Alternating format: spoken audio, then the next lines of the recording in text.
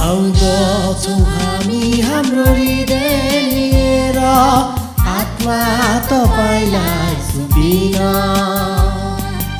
आउँदछौँ हामी हाम्रो हृदय लिएर आत्मा तपाईलाई सुम्पिन।